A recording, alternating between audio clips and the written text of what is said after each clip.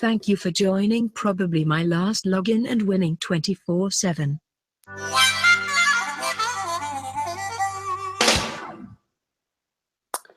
What's going on, everyone? We're back to another show with Probably My Last Login. I'm winning 24/7. How's it going, man? Are you, though? Are you winning 24/7? Well, it's kind of, I figured this name would, who would have thought it would have caught on? You know what I mean?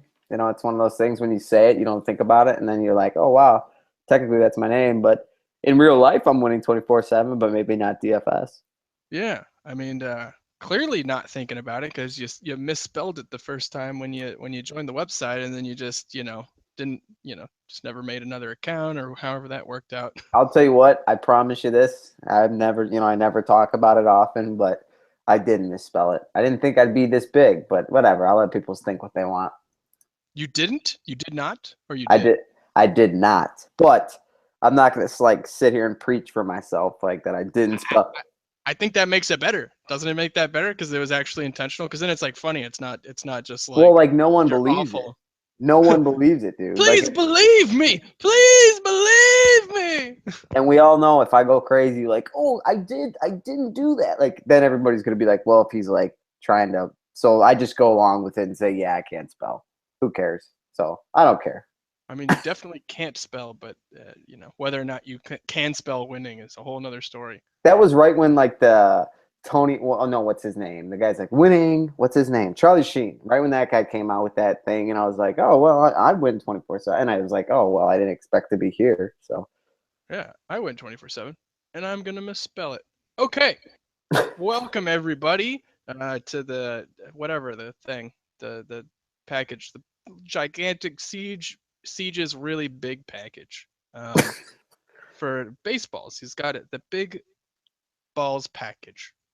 Siege's big balls package. Will eventually come out. Yeah, this is us working through the name. We're gonna call this show the Ankle Breaker. The Ankle Breaker, ankle breaking 24/7. And maybe we'll tell that story at the end so that maybe we will, maybe we won't. Continue. Okay. So guys, a tool that I like to use a lot, but I had been constantly frustrated with for the longest time. Finally got an upgrade, and they fixed a lot of the things that were wrong with it. Still a little bit messed up, but for the most part, it's a whole lot better. And not going to go into exactly what StatCast is, but just you probably hear it all the time. Oh, StatCast, the biggest this since ever in the StatCast era, and it's a high-end, complex, in-depth baseball statistics tracking that follows a lot of stuff. And basically, what this lets you do, this tool, and this is Baseball Savant, right? So baseballsavant.mlb.com. How do you spell that? Baseball, savant.mlb.com. They can see it. You can see it on your screen too. Yep.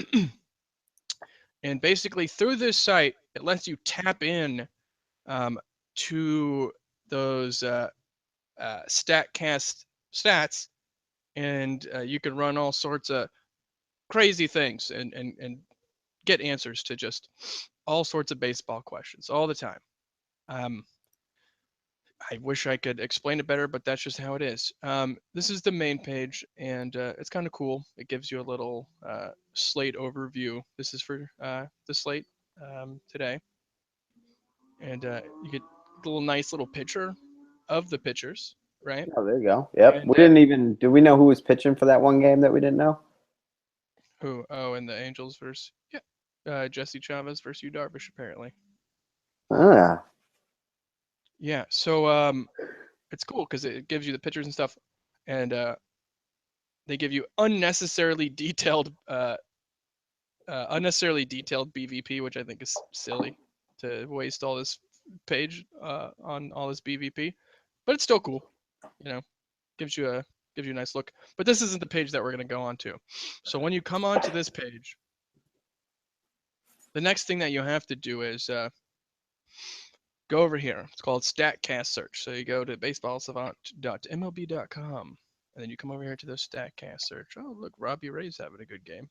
Mother, son of a uncle. You go to the StatCast Search, and the first thing that you're going to say is, Jack, what was your first thought when you saw the screen? Are we talking about the hitters or what?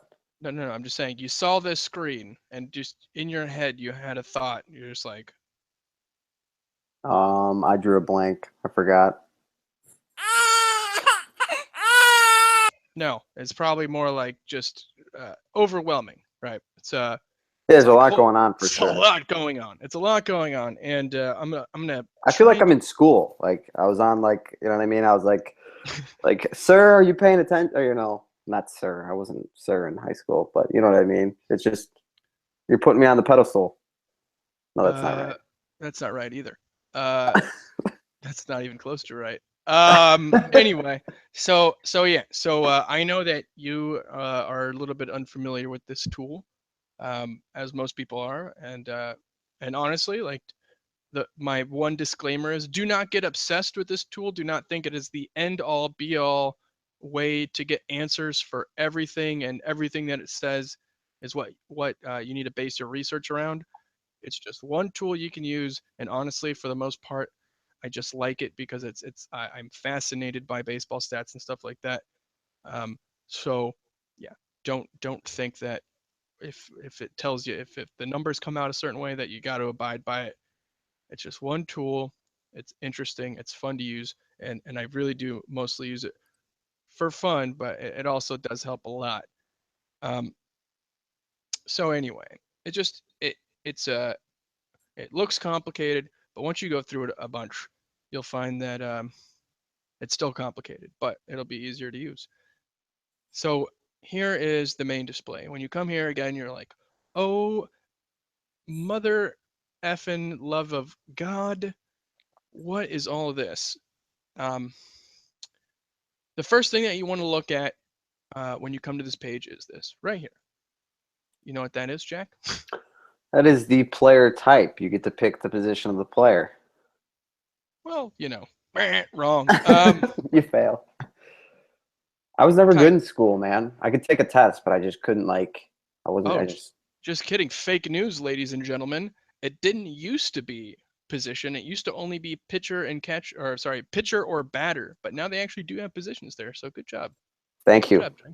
Thank you. That's what I get in school. Yeah. So the very first thing is, what the heck am I looking up? Am I looking for data about pitchers, a specific pitcher, or just pitchers generally? You know, you got to make that decision up front, and then select it. I'm going to leave it on pitcher for now. The default is pitcher. Always remember to check that tab, because goodness gracious, using this thing, you get frustrated when you're like trying to run some stuff and it's not coming out correctly, and then you realize, oh shit, I'm trying to look up data about batters and it's still on pitcher, right? That's no good. Right. So the rest of the tabs, we're going to try and work through some of the more important ones as we go along. But I will just point out some of the more obvious ones that I use a lot. Here's the pitch type, right? Fastballs, everything, right? You have these little group select down here where it'll click all the fastballs for you. That's the 4-seam, the 2-seam, the cut, and the split finger, along with the sinker. They are all fastballs. They are all pitches that the right pitcher, basically, it kind of means that they can throw it the hardest, right? A good sinker baller, like the sinker will be as hard as pitch. A little bit slower maybe for the cut and the split finger, but still, it's still going to be the upper registers of their speed, whereas all the other pitches, you just can't, right? They're never going to be able to throw a 100-mile-an-hour slider. Unless you're Chris Sale. Well, no, not even Chris. I think Thor can throw like a 92, 93-mile-an-hour slider or something crazy. I know, that was biased. I was just right. So that's kind of the more important one is the pitch type. That's where I find myself a lot. They have all these other ones. You can click on it and get more data about that. Pitcher handedness is very important. because a lot of times we're looking for that specific data on, and it matters with the platoon a lot of the time. Just be aware that when you pick the pitcher handedness, this has nothing to do with this. If you pick a batter, right, and you select pitcher handedness, this means that the batter is facing a left-handed pitcher, right? Got it. When it's on pitcher and you select left-handed, that means that your pitcher is left-handed, right?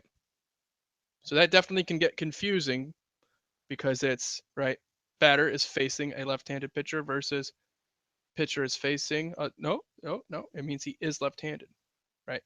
Mm. Batter handed over here, pitcher facing a righty or a lefty when he is a lefty, right? That makes sense. So basically, the second one, the second column, or would that be a row? Column. That would be a column. Yeah. Second column would be technically more towards the batter. Right. So yeah. So just don't even once you've selected it, just think about if you have batter here, then you look here, right? Do I care if my batter's lefty or righty? He's a righty. Who is he facing?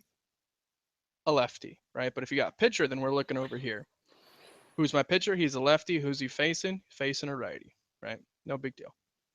So we're just gonna set those back. Another important one, depending on what we're doing, is team. This means what team is this player on, right? So for example, we want pitchers in seasons, right? 2017.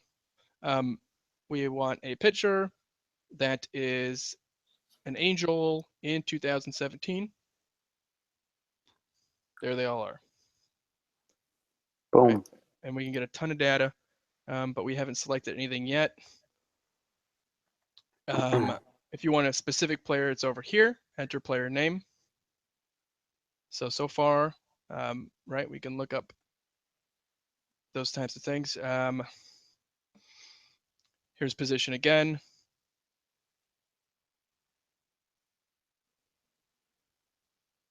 Home away, self-explanatory.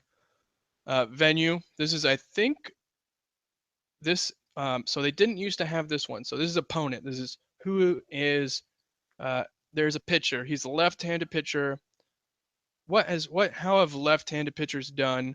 Why don't we pick someone, or is this is this just the stats of it, or why don't we're not going to plug someone in? Well, a lot of times I use the tool to look at kind of broad picture stuff, like a broad picture stuff, just to get like an idea of like what's good, what's bad in the league, and then I move on to the specific guy that I'm looking up, you know. So I'll like quickly check and be like, okay, how are lefties doing against, you know, the Cardinals or something like that, and then I'll be like, okay, how is this lefty today that's pitching against the Cardinals? Like, how's he doing? You know. Got it. So it's like a two-step process, but right. So this is new, and I'm thank God this is here because you didn't used to be able to do this, and it blew my damn mind off. So and I think in our last tutorial we talked about lefties against the Brewers, right? So if you actually wanted to see just basic, just lefty pitchers that have faced the Brewers, right? You just got pitcher, left-handed, opponent Brewers. Search. Brett Anderson, 150 pitches, or sorry, 350 pitches against the Brewers, right? Jay Happ, 259, and this is all in 2017. So that's nice. Before they literally, it was only venue. So like you had to do some like weird trickery where it was like you set the venue, but then you set it like home or away, and they're away, and it's like it was a nightmare. So I'm glad that's there. And then they have all these new stuff: batted ball type, fly ball, pop up, all this fun stuff. Quality of contact. This is new. Also very cool. I don't know if we're, so it seems like they added a lot this year. not just this year, like last week. Oh wow. Last week, yeah, added all this stuff. Okay, so you have all that stuff. But as you saw, right, when I hit search, this screen comes up. Results 150, total pitches 350. Like what does that even mean? Right? That is not helpful at all. It doesn't tell me anything. Well, that's because we have not yet started sorting by anything yet. So right now we're sorting by pitches. That doesn't help. But we can sort by all sorts of fun stuff. you know. So, you know, let's see, sort by ISO. Now, Okay. what would ISO technically mean? So ISO is isolated power. Way to go, Chris Owings.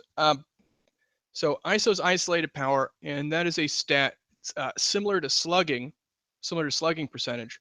And basically, it wants to take out singles, I guess, right? In the slugging. That's not 100% what it's doing, but it's just saying we really don't give a shit about Samarja. No. So basically, the higher the ISO, the more you have a chance at extra bags. Extra bags, exactly. 200 and above, right? That is that's when it starts to get into the high levels. So Okay. man, these are pretty high. So when I clicked ISO and I sorted by that, right? We have it on left-handed pitchers. Let's just go pitchers generally. And this is just to show off what it means. You select ISO, and the reason why I wanted to focus on this is because this is the isolated power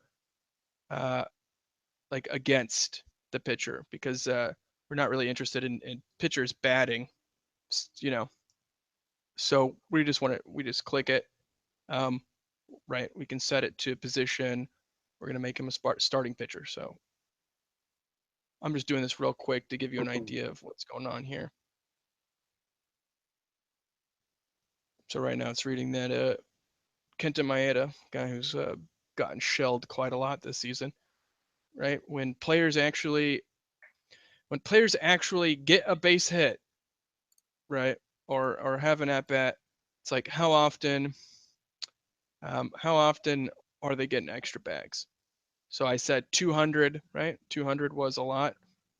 Yeah, Kenta Maeda was so far has given up a 352 ISO, which is a ton. Like, and there's Jared Weaver, our friend. This is ridiculous. This is ridiculous. Okay, so What's let's ridiculous? kind of the amount of contact that, well, not just the amount of contact that Jared Weaver is giving up, but also Jeff Samardzija. He's ridiculous. Anyways, so let's I thought it would be interesting, since I went through that real quick, and you know, you guys don't even know what you just saw. Thought it'd be interesting to just show you kind of the power of the tool and how you can look stuff up. And I thought Jack over here, winning 247, could just kind of give some different types of queries that we could run, meaning like just what in, not necessarily in super basic, you know, non-baseball terms, stuff we could look up, but you know, uh, just things that you could search for that could be helpful for DFS, or you know, not even just pure curiosity. Yeah, would you be able to find out like who in the MLB hits the ball the hardest? Okay, yeah, we can do that. Now, when you say hits the ball the hardest, right? There's like a couple different ways that you could look at that. Now, there's like literally, well, who actually just hits the ball the hardest, right? Who, I guess, and it's called exit velocity, right? That's the Well, speed. a certain part of the bat matters too, right? Where they hit it. Yeah, but just, you know, it doesn't really matter. The location of the contact helps generate the higher exit velocity, but you know, we can just skip that whole process and get right to the exit velocity because we have the numbers there. But yeah, so you can go by exit velocity or that number we showed you, right? So sometimes, right, where we want to look at that ISO too, you know, because we're not necessarily just looking for who literally hits the ball the hardest, right? We're looking more for, well, who has the highest potential to get the, you know, the double, the triple, the home run. But Okay. yeah, let's start off. Yeah, let's start off with the exit velocity. Who is literally hitting the ball the hardest? Now, I do want to set a minimum number of at bats because there's always like one dude who got like Yeah. pinch hit or something, and he just whacked the shit out of the ball. So, I mean, we'll start off at 20 at-bats down here. We're going to sort by exit velocity, right? Sort by average exit velocity, minimum at-bats. We're setting it at 20 because it's early in the season. We can up it if there are some weird results. Again, remember that the real first place we should have started was the player type. And which player type should we pick, you think? Probably, are we going batter? Yeah, I guess we could. I guess we could do. Well, did you say we could do it by position? We could. I didn't realize that, but we could. But let's leave it on batter, because. All right, so we'll get the hardest hitting batter in the league. I mean, we're expecting it, right, to be what, an outfielder or a first baseman, probably. All right, we'll make a bold prediction. Pick your position. Where are you going? I mean, I'm gonna say outfield. I'll say left. All right, well, left field. I'll pick left field. Yeah, left field. I'm taking third base. Third base, the hot corner. Yep. Okay, so average exit velocity, player type batter, minimum at bats 20, season, right? 2017, because we're looking for the season. Okay, and we search, and boop, boop, boop, boop, boop. Oh shit, it is oh wait, does Sano? I actually don't know this because I'm dumb. Does Sano play third base, or does he play in the outfield now? He does play third base. So technically, I'm right. See that? You know what that means? You owe me a shot of beer. Yeah. By the way, I saw that you sent me that $20 for that stupid bet we made. Thanks. I do appreciate it. But what? Yeah. I'm not. I pay my bets, bro. That's one of my. No, I things. know, but it's just funny because you didn't even say anything about it. Like I just happened to look, and I was like, oh, I was like $20 from. Oh yeah, that's right. I don't even remember what the bet was. It was the comeback for the Blazers. Oh, God, that was my heart. Yeah, Oh. the only comeback was the come on their back from the Golden State. Anyways, third base. Yeah, I'm right. Sano actually is. Okay, yeah, Sano. Luckily, we put 50 on this one, so at least I'm 30 in the green. Yeah. Okay, so look, the average exit velocity, and this is why you put the at-bat stuff, because like Alex Avila's, fake news type of thing. Gallo plays third base too, doesn't he? Right now. Ooh, I don't know. Temporarily. I feel like I'm. Chris Davis, come on, you play left field, don't you, buddy? You're just moving on down, PML. You're not looking good. Okay. So that is average exit velocity, and that just means literally how hard they hit it, and that doesn't necessarily mean anything, because as I have reminded. Sano's by a couple miles too, man. He's oh yeah, he's living life in a fast lane. Yeah, he looks good. He looks really good this season. Hit a home run off Ian Kennedy, which honestly, like, if anybody was gonna, I was like, who is the hardest hitting guy on the Twins? Probably facing Ian Kennedy, he would be the guy that you'd pick for that solo shot home run. But again, this doesn't necessarily translate right to DFS value, because a lot of times, and this happened, I think, a season or two ago, where there was a player, I think it was Yasmani Grandal, or somebody was leading an exit velocity, but dude was hitting it straight into the dirt, So he was hitting it hard. Who cares if it's going into the ground? And we can talk about launch angles and stuff like that later. But for now, right, we want to see, okay, well, by the way, Nelson Cruz, come on. We got a little bit, oh, man, there are more third basemen on here. Manny Machado, a lot of third basemen. Yeah, you got a little bit to learn about baseball, it seems like. But, third base, hot corner, you got a lot of hot hitters out there, man. Yeah, you do. Yeah, you do. And again, Miguel Cabrera. So, and also sometimes, so a lot of the times that when we look up this exit velocity, we kind of use it as a proxy for the health of a batter. Because batters that are not healthy generally just aren't hitting the ball hard. So we like to quickly pull this up and check. And there are way more stats where you can really kind of dig into it. But so for example, people thought maybe Manny Machado was slumping or something like that, Manny Machado and Miguel Cabrera, people were like, oh, dude, slumping and stuff. So this is like a starting point where it's like, wow, they're actually both hitting the ball extremely hard. So are they slumping, right? But anyway, so like we were talking about that isolated power, this actually translates more to the DFS goodness, and there's a lot of luck involved, especially this early in the season. but it's still kind of interesting. Like, okay, who has the highest percentage of extra base hits? Oh, it's my boy, Chirinos. Yeah, I am the Chirinos Whisperer. Dude, Is that how you say his name? I actually have no idea, but I think so. I did not think that's how you said his name, but we'll let it go for the show. Right. So we looked at it and it said, okay, Sano is hitting the ball the hardest. Good for him, right? Round of applause. But where Miguel Sano's all the way down here. So who cares who cares how hard he's hitting the ball? Right. And again, This might not be hitting it the right area. Right.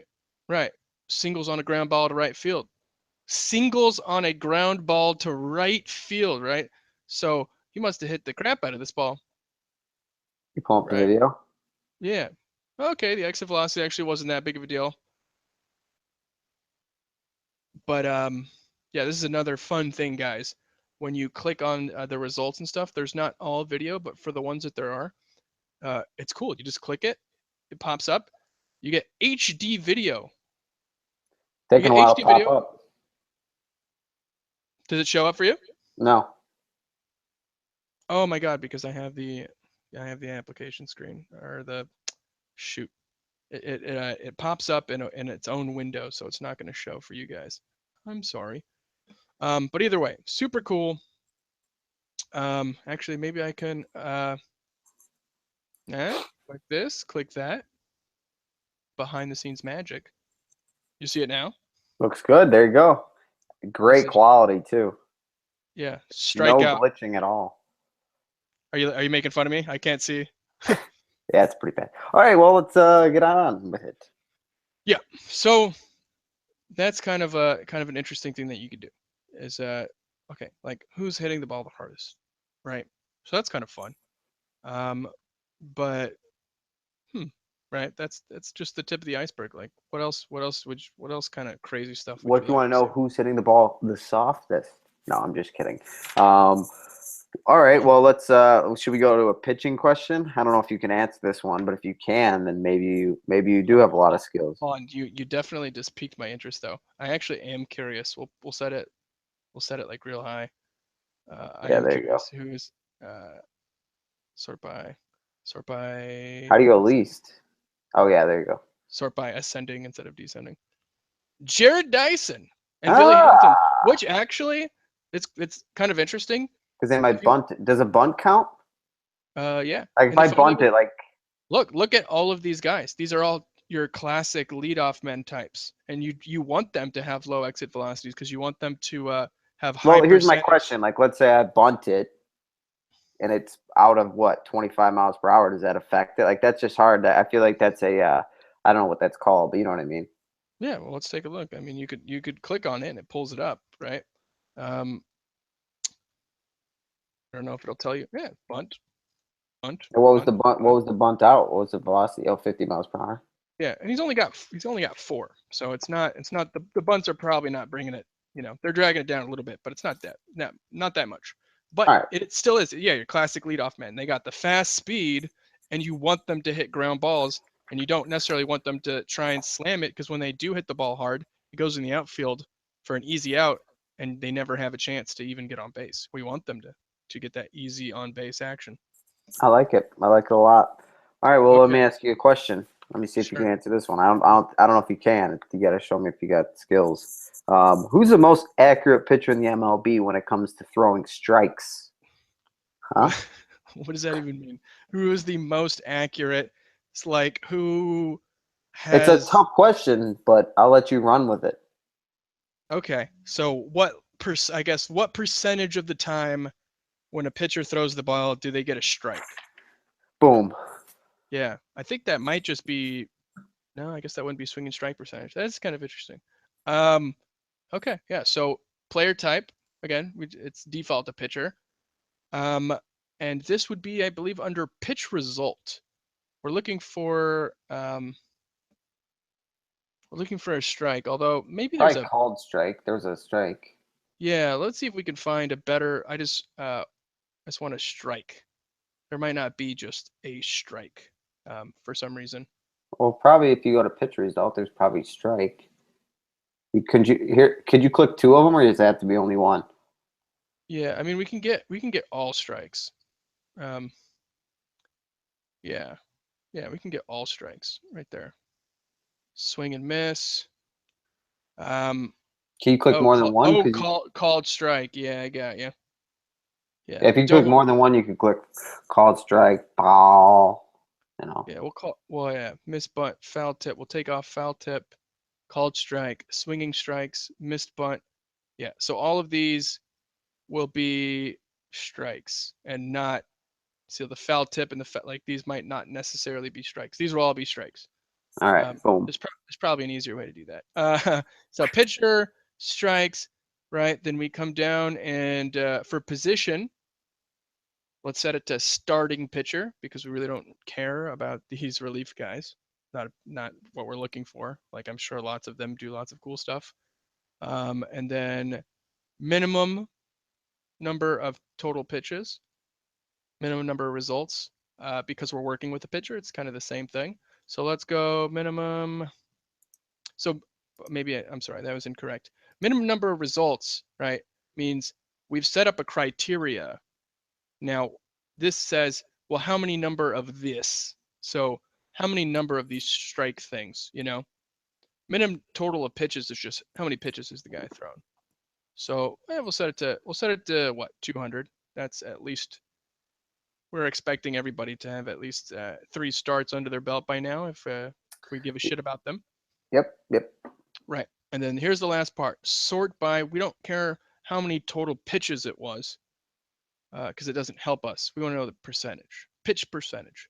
How many percentage, what percent of pitches are they throwing that are equating into a strike? Let's take a look. Oh, you set me up, you bastard. What can I say? What can I say? When I say, you know me, looking at the results too. 187. Wow. Yep. 35% of the pitches that Chris Sale has thrown have resulted in a strike. Let's check to see if Best pitcher in the league, underrated. Strikes out, strikes out, strikes out, strike out, strike out. Yep, pretty crazy. You know, and again, we can Dude's unreal, man. I'm telling you. I've been watching that guy since he was like in the minors. And again, it's choppy, but it won't be when you do it yourself.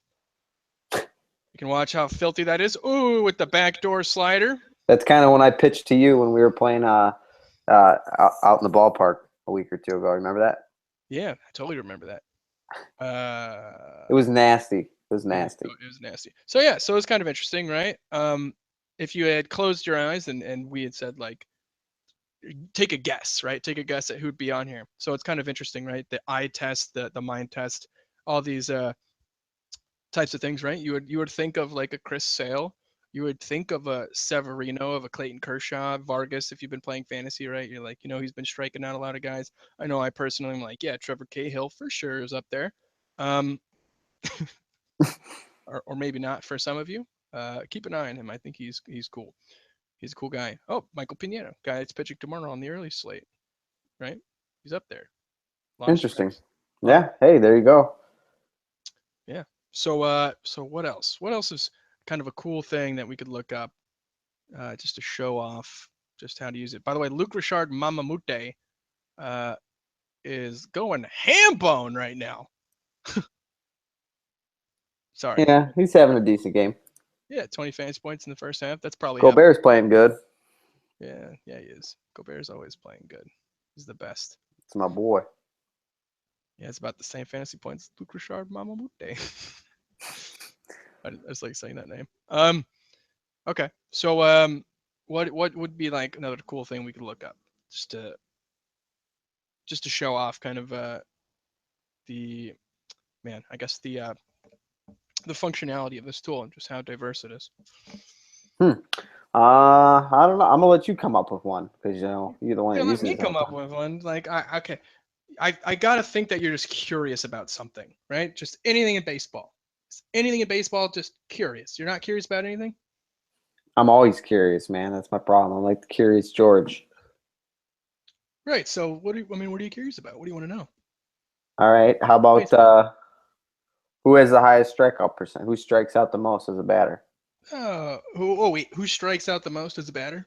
Yeah. Like which batter Ks the most? Yeah. Okay. That actually is kind of that's always a fun one. I think usually it's going to be a Ranger for sure. If I had to guess. Okay. So again, let's clear this out. So there's a clear search button down here, which was not here before, and I'm glad it is. Clear the search. We're going to go to batter. Don't forget that. Season, right? We're still saying in 2017. And oh fuck. Sorry guys, I've been really trying to cut down on the swearing. Won't happen again. Better not. Yeah. Strikeout. Or yeah, let's go with strikeout. Forget strikes, right? Who cares? Like Mike Trout Mike Trout still has a pretty high K percentage, but there have been lots of players, right, in the history of the game that take a lot of strikes, but right, who cares how many strikes they take if they're not striking out, you know? Yeah. Yeah. Who cares, right? So let's go with strikeout. Batter, Yeah. 2017, strikeout. We want to sort by. Yeah. Out of there. Let's I think we just want to go by pitches. We just want to know who has had the most strikeouts, right? Yeah.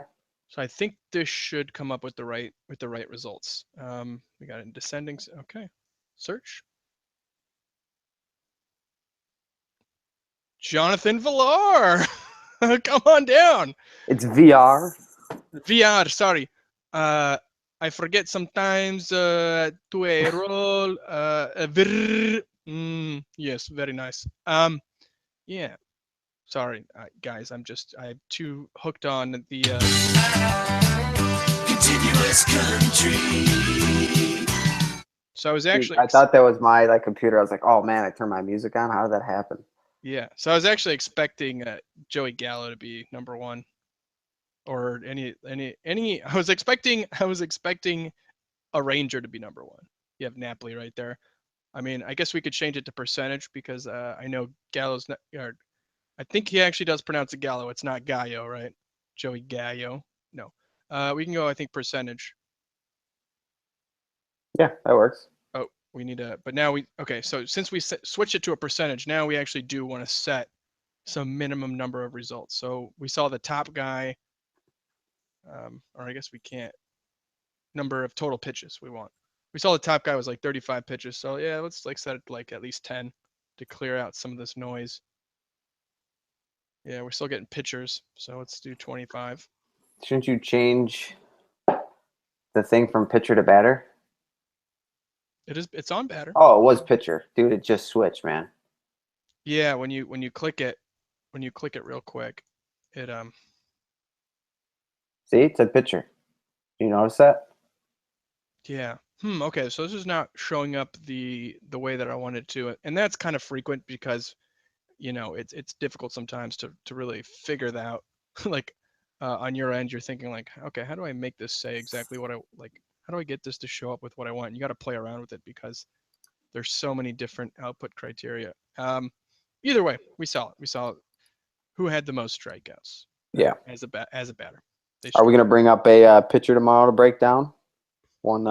Yeah. I will point out one last thing that is very new to this tool.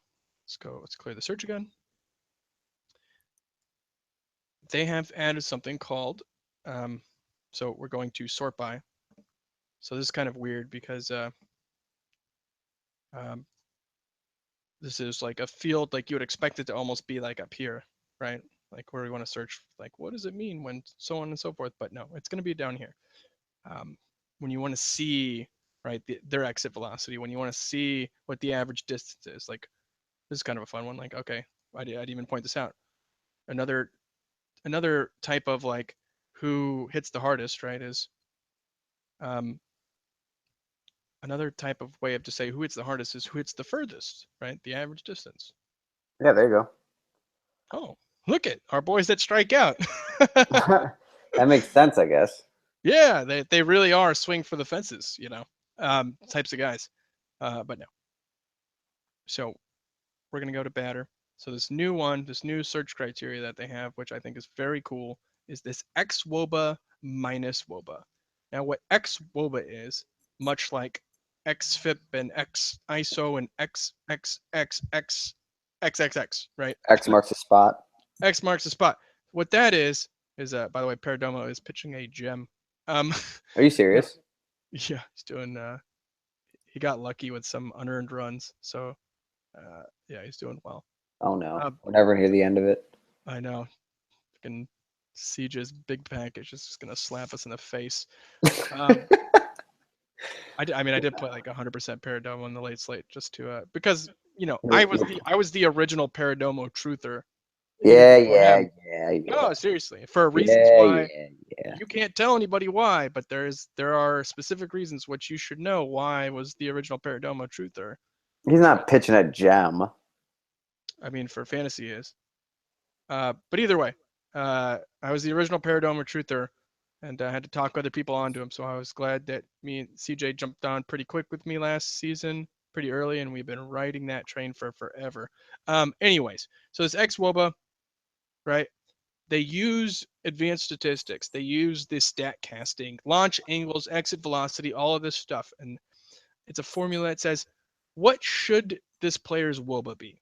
What should this player's wOBA be? Right? And that's what xFIP is, right? It's like, what should this player's ERA be? What should it be? What is it? We don't care. What should it be? So this says, if you're hitting balls at 100 miles an hour with like an average 17 degree launch angle, you should have a wOBA of, I don't know, 380, which would be really good. And then it says, okay, what is actually your wOBA this season, right? What is actually your wOBA? And it subtracts from it. It subtracts that from the xwOBA. So it gets you that differential, right? It says, this is how much higher your wOBA should be based on your batted ball profile, right? So it's kind of like a luck indicator of sorts, right? It's saying, wow, the higher this number comes out, it's saying, wow, your wOBA is this much lower, or it should be this much higher. So, right, we can search real quick. We'll do minimum number at bats. Let's like do 30. It's like, okay, who has the good exit velocity? Who has all this good stuff, right? Now remember that a good wOBA is above like a 330 and above. Like that's the start of like good maybe. So like we really don't care like that Chase Utley's getting unlucky. He should have a really shitty wOBA. Instead he has an even shittier one. I wonder if we can even like sort just to get rid of those guys. No, I don't think we can. Yeah, no, that's tough. Yeah, so I mean, let's go. Let's just sort down those. Let's look for the first guy that we see. So on the right column, right, this is the actual. Let's find the first guy that has like a really good actual one. We're into the Rays bullpen. Good. Oh, top 7, but ain't gonna matter. Okay, so here we go. We're going down. Okay, here's the first good one, right? This is the actual wOBA of this player, right? And we're looking for a pot. Like we want it to be better on the other side, We don't want to think that they are getting lucky. We're looking for players that are getting unlucky, right? So we see this 366, and we're like, okay, this is like the first, like, I mean, unless this number is especially high on this side. Like if this number is like stupid high, then we'll take notice. And Jackie Bradley Jr., okay, that is kind of interesting. Maybe he is getting, kind of unlucky, but still. So we're coming down here and we're like, holy shit, right? Should be a 467, which is insanely high, right? Actually, it's a 366, so already pretty decent. Should be doing 100 better. Oh shit! Look, Mr. Oh, he's washed up. He's slumping. Is he slumping? Is he washed up? We saw it, right? He had one of the highest exit velocities, and now we're seeing that the automated formula that's calculated for the launch angles and exit velocity is also saying, yeah, you know what? He is getting unlucky. He's actually has a decent WOBA. You know, not Miggy Cabrera, good, but still decent. He's getting unlucky. He's getting massively unlucky. Like if he had a 467 WOBA right now, right? All you'd hear on all these shows is, "Oh, hottest hitter in baseball. This dude's the hottest hitter in baseball right now. Oh, you got to play Miggy. Miggy's coming. He's hottest hitter in baseball." Right. So I Yeah. thought that was interesting. And you probably have heard people talk about Nick Castellanos getting unlucky. I know I've heard that about a million times.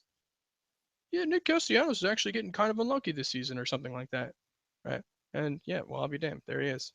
He is getting unlucky. That's interesting. Based on this one statistic. So you wanted to look at a specific matchup for this slate. Who did you have in mind? Well, you know what, PML, I'm gonna go with. It's a tough one. I'm gonna go with Zach Greinke. Zach Greinke. Cranky. Who is he facing? The Colorado Rockies. Okay. All right. So Zach Greinke, Colorado Rockies. So, man, the first thing that stands out to me is he's going to be at home, right? He's going to be at home, so we know that. Either way, if he was at Colorado or at home, it's a bad matchup for him. Pitching. Right. So there's just a numerous ways we could look at this, but we know, like, okay, so we do want to navigate. They do have some lefties, stuff like that. We're just taking a look and like, okay, let's take a look at, and this is actually something that a lot of the time we're going to want to do on Fangraphs, right? I'm not going to go into it again. We've already given you that tutorial on how to look up his matchup. Now I will pull it up though real quick because I do need to see. Yeah, you're gonna run it. Make sure to go back if you want to see. Kind of to really break it down because. Yeah, because we get real crazy on that one. But there is something that you can do on the StatCaps that you can't do, that you cannot do it. There's no way to do it on Fangraphs. But unfortunately for this part, I did need to go back up on Fangraphs because I want to see. Jack, are you texting me saying you got to pee? Is that you? Hey, sometimes when you gotta go, right? Let me see. Hold on. Text message received from Jack Tholomew the third. That is actually my name. I'm surprised you knew that. I'm taking a piss. Talk away. Okay then. All Yep. right, guys. Hey, it's basically your normal talk. Like I can leave and you wouldn't even know. Yeah. But this is a good spot because I'm just gonna walk through his pitch types. So yeah, just go don't touch yourself too much because then that's sinful, I think, or something. All right, yeah, just talk about the pitching. You're scaring everyone. So anyway, we come down to the pitch type. Now, guys, be warned that some weird change in tracking systems this season is effing everything up. Every pitcher you go to, and I have no idea if it's become more accurate or less accurate, but and shit, Greinke's just another example of this. That some change in the pitch effect system and stuff like that, and how they measure these pitches, they're all getting read really strangely. So we're looking at this, and it's showing up that for the last, so in 2015 and 2016, Greinke threw 43% four-seamers, 10% two-seamers, 40% four-seamers, 10% two-seamers. This season, 25% four-seamers, and he's now, I don't know if that's true, because I've seen it time and time again this season for all sorts of every pitcher. Go to like Jose Quintana. It says that he is no longer throwing a two-seamer. Go to Graveman. It's saying that he no longer throws a split finger fastball. And when I did some sleuthing and some research, and I could not find anything that said that those players had cut out that pitch type. And in fact, I saw the opposite, the player talking about how he was still using that pitch type. So yeah, be careful. So I'm not going to rely necessarily on these percentages down here. I'm going to still maybe give a little bit of deference up here. So Greinke is a pretty traditional pitcher, but a refined one. So we see that he throws, most likely, is throwing 40% fastballs, 20% changeups, 20% sliders, right? And then he has these secondary pitches with the curveball and the two-seamer, right? Just kind of pitches he can mix in from time to time, that keeps his arsenal diverse. Oh, that's a curveball, not a cutter. Oh, yeah. Okay, Yeah, yeah. where's cutter? Ah, there you go. Whatever happened to the good old cutter? No one throws that anymore.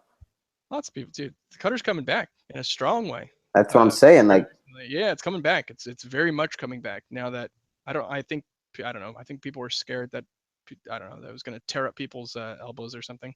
yeah, exactly. You know, that's when pitchers pitched. Am I right? Yeah. Okay, so we have an idea of his pitch selection, so we're going to kind of keep that in mind. But he's kind of right. He's kind of a fastballer. So what we're really looking for is high percentage of pitches, his highest percentage of pitches, anything that stands out. And I will say the changeup is a kind of something that stood out. It's a high amount of changeups. Probably indicates that he throws it not just to lefties, right? Where a lot of right-handed pitchers might only throw a changeup to lefties. It kind of indicates that he might actually mix that in against righties a lot more than a normal person. And then we get down here to the velocities, right? Looks like he's lost a little bit of velocity this season. Just not crazy to think. Now, you can take these at face value. I wouldn't necessarily, just because, right, we know that certain players are good, right? There are certain pitchers and we're like, that pitcher is very good, right? And then you look at his velocity and it's like, okay, not everybody throws 100 miles an hour, but that doesn't make him a bad pitcher. Greinke had Cy Young, a Cy Young level year in what was it, 2015 or was it 2016? I forget. 2015. His last year with the Dodgers, right? Yep. And he was only throwing 91 miles an hour, but he has incredible command and he can spot the corners like really, really well. So you can't just look at this. And I know people do this all the time, and it's like, oh, he throws a 91 mile an hour fastball. Gosh, this team crushes 91 mile an hour fastballs, right? So yeah, you can't just rely on it like that. So that's just kind of a heads up, because that's what we're going to do though, right? We want to see how well a team can hit this type of pitch. And normally I wouldn't take a Zach Greinke per se, because he's going to be better than the average. So really, I like to use this tool maybe for mediocre pitchers, because a mediocre pitcher's 91 mile an hour fastball is going to end up in that medium range. So a large set of data will kind of convey what that means. Now, I've been talking since forever. Let's take a quick look at some stuff. So I did want to point out that, that they're, because of the chase field conditions, that maybe we should be aware of the fact that Greinke has some differences. So we're going to go to Greinke. We're going to go to search, right? Just the default thing. Doesn't tell us anything. We have it set to pitches, just pitchers. So, right, it's not going to show anything. But, whatever. Let's see ISO, right? This is the ISO against. Good for him. He's doing pretty good, it looks like. But let's take a look when he's home. When Zach Greinke's at home. Didn't change. Is he doing better this year? Yeah, didn't you say something about his comfortability, like with his, mentality? Yeah. That's so funny that you remember that. Yeah, Zach Greinke has kind of like a general anxiety disorder. And it took him a little bit of time at first to get comfortable with the Dodgers, but when he did, he really showed elite stuff at home with the Dodgers. So like, go standard.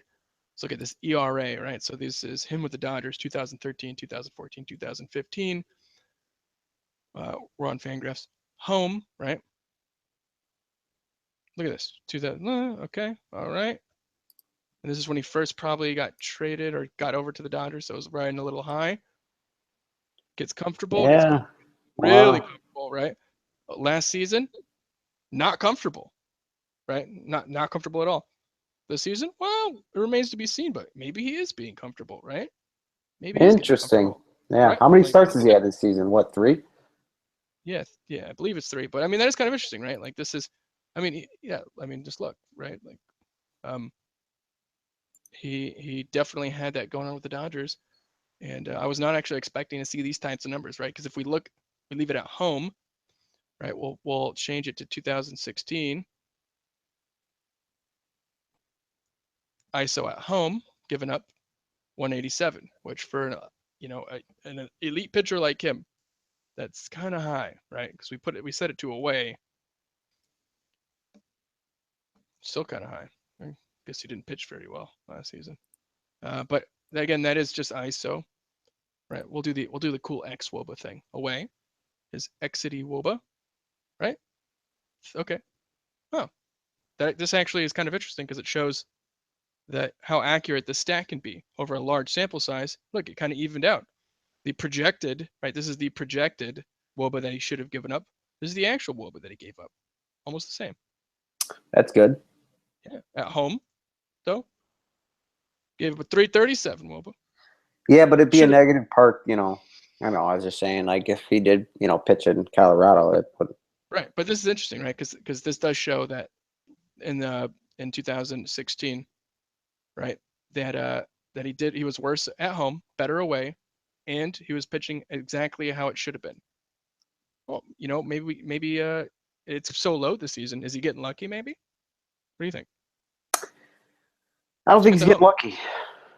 Let's take a look. Get a little lucky, but I mean, 273, elite, right? 273. Are you saying it? So it should be 225. It's saying it should be 273, but it actually is 25. Oh, okay. So I thought that was backwards. My bad.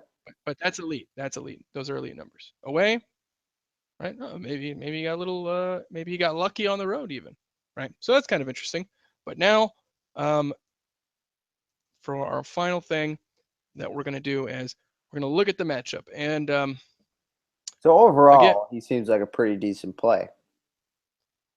I mean, so far, right? Yeah. But we kind of want to see, right, how the Rockies do. Yeah, sometimes you just gotta take people's word for it. Yeah, right. Like, don't you agree? Like, if you think about it, like, you can get a good look at a steak by sticking your head up a bull's ass, but would you take the butcher's word for it? Well, that's why we're here, right? We're getting all up in that ass. We're getting all up in that ass. I was just asking. I was just getting your opinion on that. I just want to make sure we're on the same page. Yeah, definitely on the same page. Okay, so for the kind of the last thing we want to look at is, and again, this will work differently for other pitchers because Zach Greinke has such a large, wide arsenal, right? Yeah, so this might not be as helpful in terms of actually telling you whether or not to play him or stack against him or any of that stuff, but it'll at least show you how to do it on your own. But I like to do this when, like, say a player relies on primarily like sinker. He's a sinker baller. He throws a lot of sinkers, that's a lot more telling. But so we want to see the Rockies. So we go to player type. We go to batter because we want to see the actual Rockies, right? The players on the Rockies, right? We go to team. We're going to select. What are we going to select, Jack? We're going to go with batter. No, we go. Yeah, I thought we were doing player type, so. You go with Rockies. We want a righty. We want the pitcher to be righty. We want the pitch type. So Zach Greinke throws. Right, we know he throws a lot of fastballs, 4 and 2-seamer fastballs. And he throws a slider. Are any of these close? Okay, so I did not realize that. So wow, this is very rare. This is super rare. What's I that? thought only Felix Hernandez. Usually between your fastball and your changeup, you throw it. You almost put like a 10-mile-an-hour difference on the. I see what you're saying now. Yeah, Felix Hernandez is one of the only pitchers that I was aware of that puts a 3-mile-an-hour difference on the two. Now I have a question for you. Like, you know, I know baseball and, you know, I know certain sports, but like when it comes to pitching, that's always my downfall. How would they technically know the difference between the fastball and the changeup? Is it the way they hold the ball, obviously, or is it the way it moves? Like, how do they know that that's what the changeup is?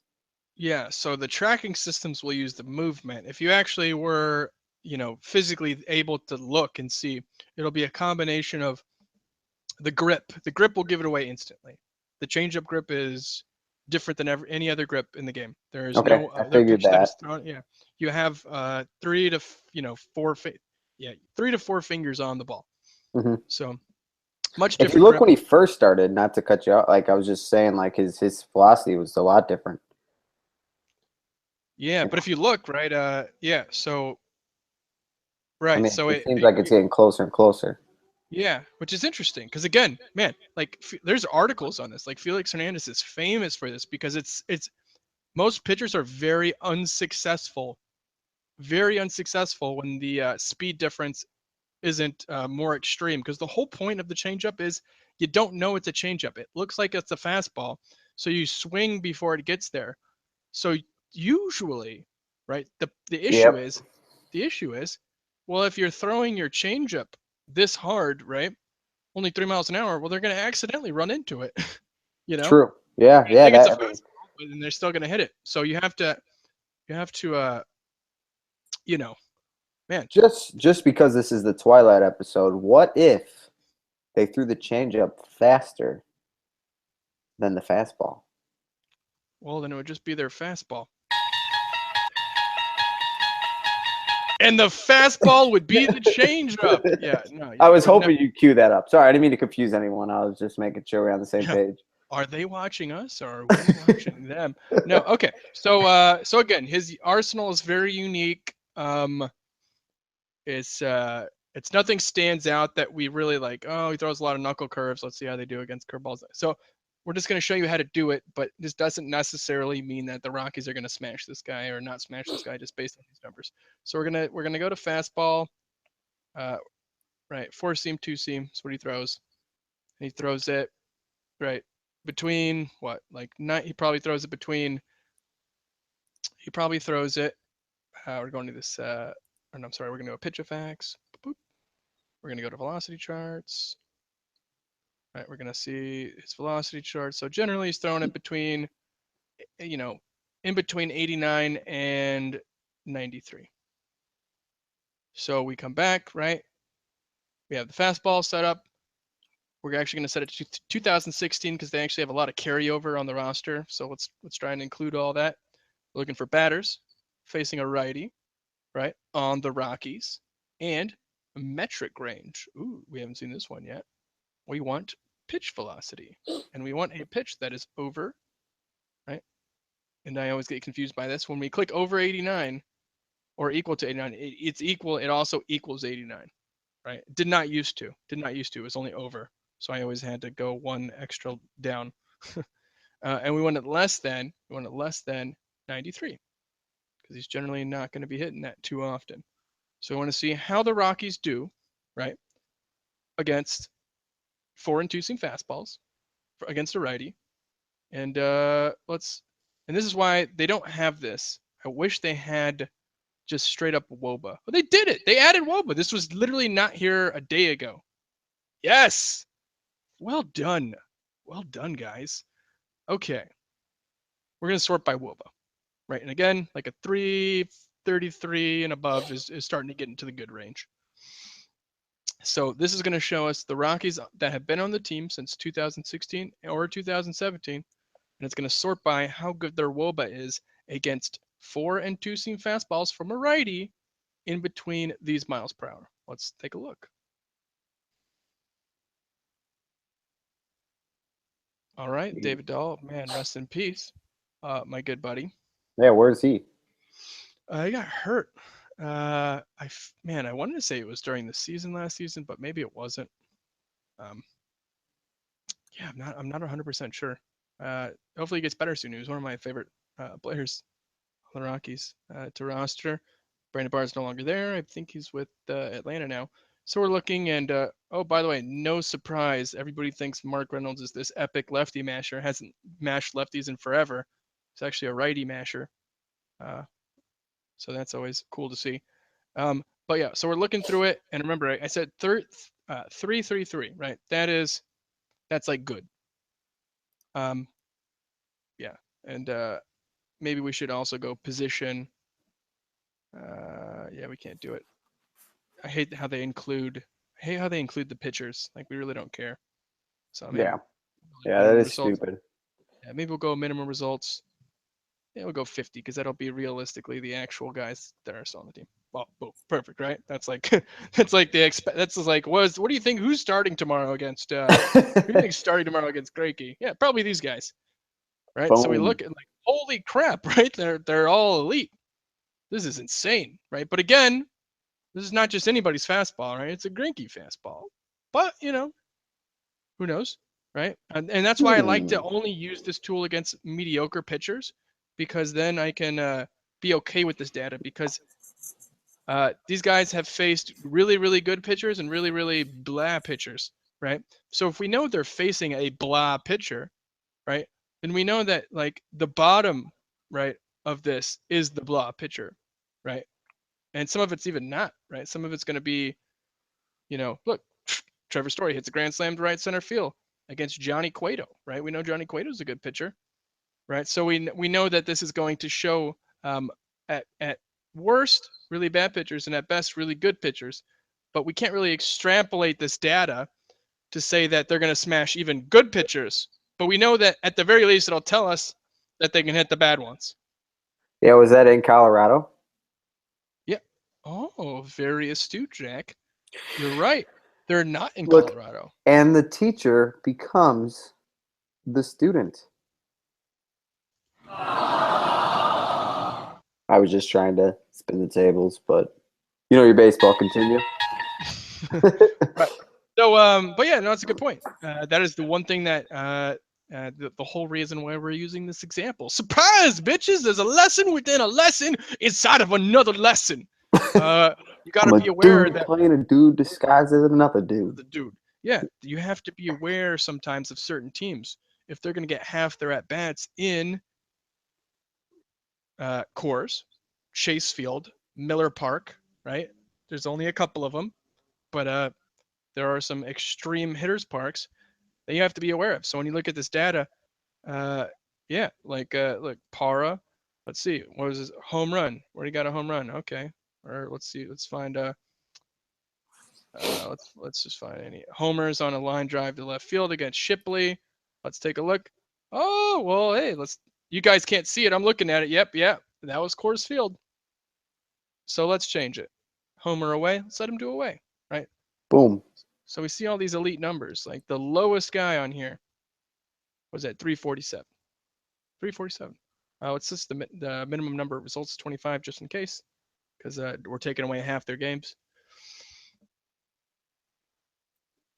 Hey, Mark Reynolds, you little badass. But nonetheless, right? We see some of the guys start to fall off, right?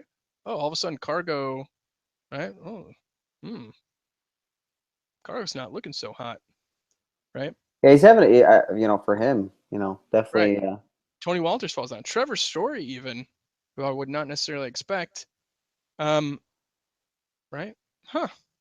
Not so hot, And again, Nolan Arenado, like 340, like that's like the precipice of being elite, or even, sorry, not even elite, just good. And again, these are anybody's old fastballs, right? Like let's take a look at Arenado. Let's find his first home run that he hit. Homers against who? Oh, it's against Zach Davies, right? Like Zach Davies, okay, right? But then even in that, right, that was in Miller Park then, right? If it's an away game, that was one of the parks. That's one of the parks that I said. Okay, let's look at his next one. Nick Goody, don't even know who that is. Homers again. Yeah, don't know who that is. Don't know who any of these people are. So it's kind of interesting, right? Now the thing is, for this specific matchup, and again, because of Greinke's more elite ability to control the ball, we can't just apply these wholesale, because these numbers include bad pitchers. So we really only want to use that if they're facing a bad pitcher or like a mediocre pitcher. But you can take these numbers a little bit with a grain of salt, because Chase Field is a really good hitting environment. So the secret last season for if you wanted to be successful on low-owned GPP stacks, it was always taking the Rockies in Chase Field, taking the Rockies in those very few good hitting environments, because those Coors Field stats kind of would carry over, right? Yeah. So I think we're gonna wrap it up, at least for today, on kind of using this tool. We could go on for hours and hours and hours, but I kind of want you guys to play around with it and get familiar with it. Now, if you happen to start messing around with it and you got some questions and stuff like that, and you want to figure out that stuff, like, I'll be more than happy to answer those questions. I'll be in chat all the time because I'm a loser and I have no life. Well, I mean, except for the life that I actually have. Yeah. But just because you're listening, you're still listening, which is crazy because I would have stopped listening. What do you want to give them some plays just off the top of our head? These are obviously stuff that we're going to research tomorrow, and we'll have better versions of it. But is there anything that stood out to you, I guess? Yeah, let's go pitching. Yeah. I mean, I think that Athletics Astro game is interesting for pitching. Are we talking later slate too? I thought we were only talking the later slate. I was just making sure because we still have the Yeah, morning. yeah. Well, I mean, by the time people are listening to this, right? They're like very few people. Like, I feel like most people that'll listen to it, to us, will be after they've made their lineups for the morning, right? And then they have some free time. So yeah, let's focus on the afternoon. All right. Yeah, no, I definitely think that one game stands out to me for pitching. Triggs or Musgrove. I think they're interesting. There's just not that many good pitching on the late slate. Yeah, yeah, definitely. Triggs and Musgrove. Yeah, this whole tutorial that we gave you guys for the StatCast, you can't really use it on Triggs or Musgrove, especially not Musgrove. These guys throw like some weird ass stuff. They throw some weird pitches, and maybe that'll be a different day. A lot of times these weird, like, you can actually see that in the StatCast data, like just weird pitching, like abnormal amount of spin rates and all sorts of crazy stuff. Yeah, pitching does seem kind of odd. Darvish would be interesting too if he's starting. We don't want to take him against the Angels, right? You know who does stand out is a lot of the lefties for the Giants have not been playing due to injury, I think. Crawford was out today. Span was out today. If there are going to be a ton of righties, Jules Chaseen in AT&T Park, right? That big park, so that even those couple lefties, even that Brandon Belt, right? He could actually throw a pretty good game. He actually has just a really, really good arsenal and command, like, and everything like that. He just doesn't have really solid pitches to take on any type of good lefty, but he can sure as hell handle some righties. So that would be interesting to me if Crawford's out again, if Span's out again. If they're loading up with righties or bad lefties, yeah, he kind of stands out as kind of an interesting value play. Yeah, definitely. I like that a lot. For offenses, anyone stand out to you? Yeah, the weather for this Twins-Royals game looks like there might be something going on there. So the Marlins stand out to you for any reason? No and yes. Nova has a high contact style of pitching, and but he can't throw strikes when he needs to. So I do wonder if he'll be smart enough to navigate around Stanton, switch up his style, because he can do that. Brewers kind of stand out as kind of interesting. I mean, the Brewers Atlanta game kind of stands out as interesting because we know that Jimmy Nelson is bad traditionally at holding runners, and if he's going to be paired with Bandy, which he might not. I think Bandy actually caught today, so maybe he won't tomorrow. But a guy like Ender Inciarte has a lot of potential to get on the bag against the Jimmy Nelson and get a steal. And then on the other end against Jaime Garcia, we know VR is a much better against lefties. We know Braun can smash a lefty. We know Broxton, Santana, Bandy, all these guys.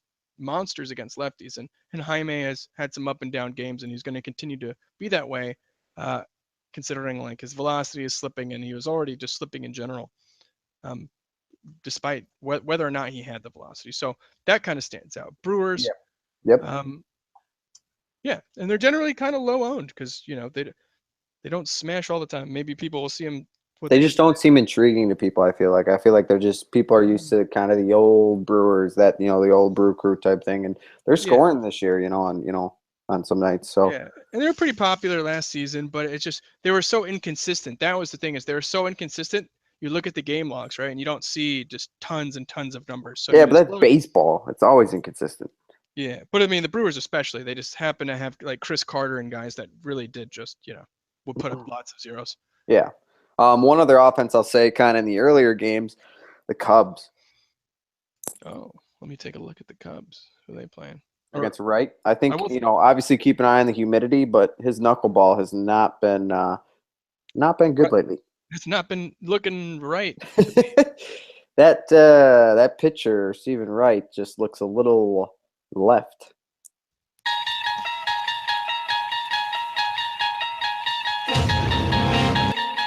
I will throw out that perfect opportunity to get on both sides of the field. Pineda, who probably might be a little popular tomorrow, but also the stack against Pineda, right? That could be interesting. I imagine both of these teams probably expended all of their bullpen. Why do you want to stack on them? Oh yeah, because the score you talk about tonight. Yeah, if they had to blow, if they all had to blow their bullpens for this game, from last night, and we know that Pineda can absolutely just give up at any point in time, can just hang a slider and just give up just a fatty to the outfield. Like, he can do it, and he will do it. So but he could also pitch a perfect gem, right? We can actually see him go perfect, through 7 with 13 strikeouts. So that is a guy that tomorrow I actually am going to start making lineups now so that I can play both sides of that. I like it. And I think that's going to be it. Thanks for joining us, guys. If you're still listening, that's great. We appreciate it, because not even Jack is listening to me at this point. So gonna have to bid you adieu. Any last words there, Jackie? No, as usual, like you said, thank you very much for listening. We always appreciate that. And I don't ever listen to you very often. Your voice just kind of puts me to sleep. So, but you know what you're talking about when it comes to baseball, basketball. You definitely know your stuff, buddy. So, yet again, everyone, thank you for listening.